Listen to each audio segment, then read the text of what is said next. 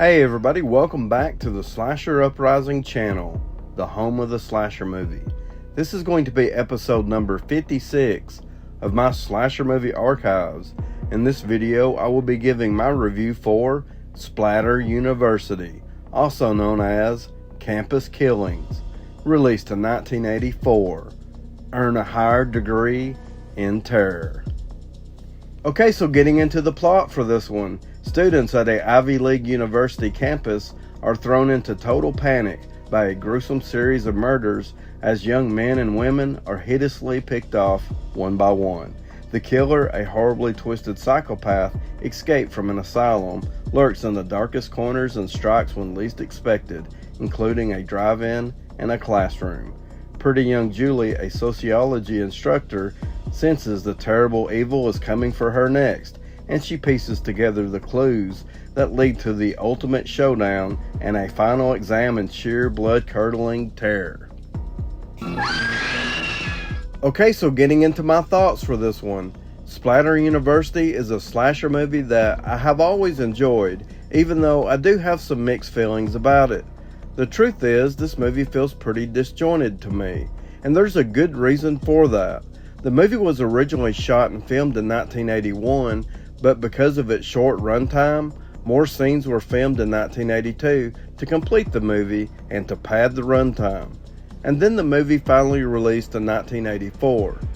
So when I think about how this movie flows and how this warped storyline plays out, it's kind of a crazy mess that really works, especially when I think about how crazy the villain is in this storyline. He did escape from a mental hospital after all. The movie was distributed by Trauma Entertainment. To me, it does feel like a trauma film from a visual standpoint and because of its crude, unforgiving humor. Both qualities feel right at home to me. In fact, this movie feels like something that I would have watched on the USA Up All Night TV show back in the 80s when I was young. It just has that vibe. And speaking of vibes, I have to mention the movie's score because there's a lot going on here. We get some slow-moving, eerie, ominous sounding music, and then we get some fast-paced, eerie, old-school video game-sounding music. And maybe that's not exactly the best way to describe it, but that's what comes to mind. The important thing is the score really works for what this movie is. There's also a Splatter University theme song that can be best heard in the still gallery in the special features. As far as the setting goes, the movie takes place in New York. We have a scene in a mental hospital. Of course, we have the St. Trinian's College. It's a Catholic school where a lot of the movie takes place. We also have a scene that takes place at a drive-in movie theater, and that's just enough to give you a general idea of what you can expect. Okay, so now I'm going to talk about the characters we have in Splatter University. In this one, we follow Julie Parker, who is a sociology instructor. She is hired on by Father Jensen, who is a handicapped priest headmaster. There's also a few other priests that oversee the daily ongoings at the school, but getting back to Julie because she's the most important character in this entire storyline. Julie is hired on as a replacement because the teacher in her position before her was murdered. In fact, she was murdered in her classroom.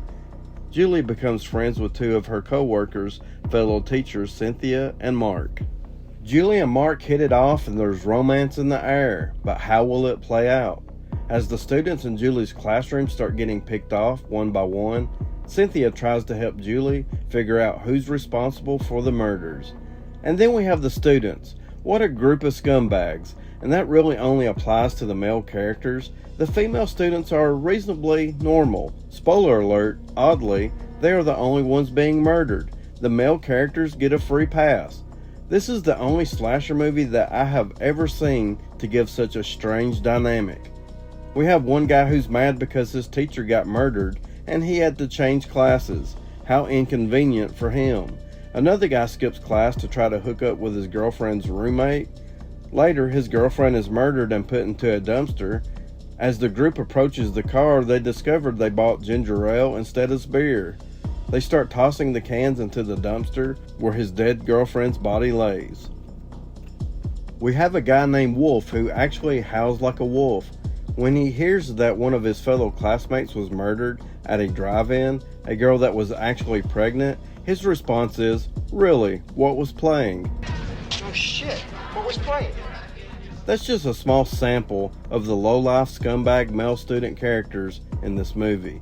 They have absolutely no regard for human life, absolutely no human compassion, and it's wild to me they get a free pass.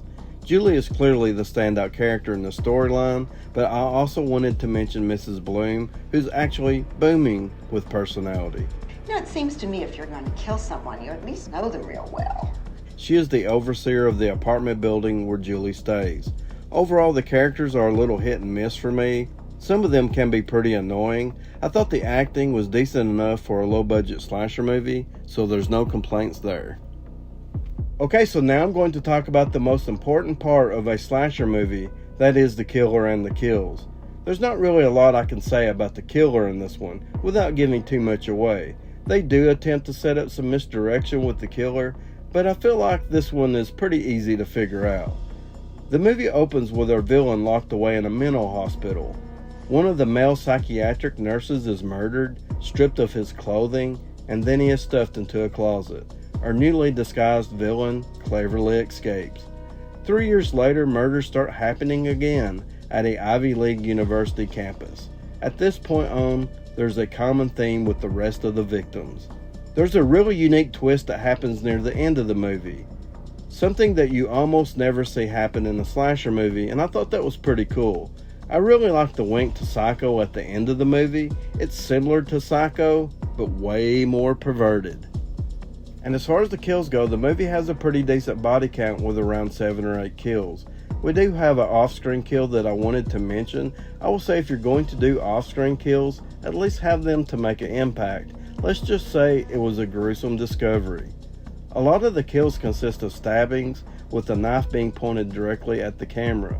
We have a crotch stabbing, cutthroat combo kill. We have a girl who is stabbed in her breast. That's my personal favorite from the movie. We also have a sliced forehead cutthroat combo kill. And that's just to name a few. I also wanted to mention that the original cover art featured Elizabeth Caton in a cheerleader's uniform.